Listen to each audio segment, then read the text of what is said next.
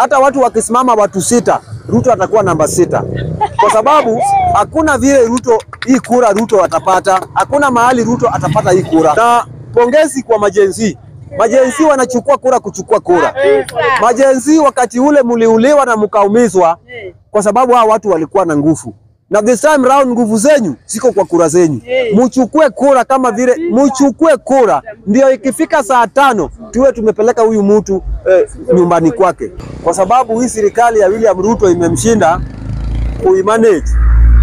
Watu wote kwa saa hii waingie kwa serikali na wakule hii serikali kukula, kwa sababu kila mtu analipa kodi.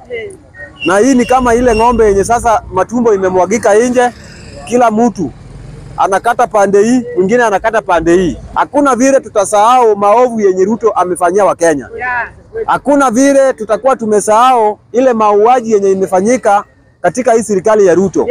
Wakenya kwa saa hii tumeamua tufumilie mwaka 2 zenye zimebaki, hata kama ni kuumia wacha tuumie, lakini 2027 tuamuke asubuhi na tuende tung'owe huyu mtu.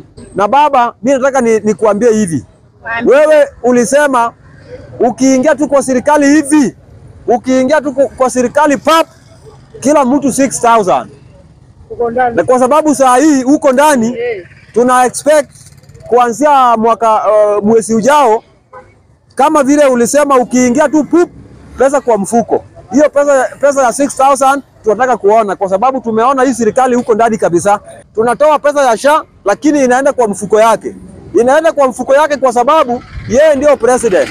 Na kuna vile president anaweza muka ama anaweza simama kwa juu ya gari na aambia Wakenya ati SHA bado ako na challenges. Kama SHA ako na challenges, wewe pia stopisha ku collect money from the people. Ruto is a dictator.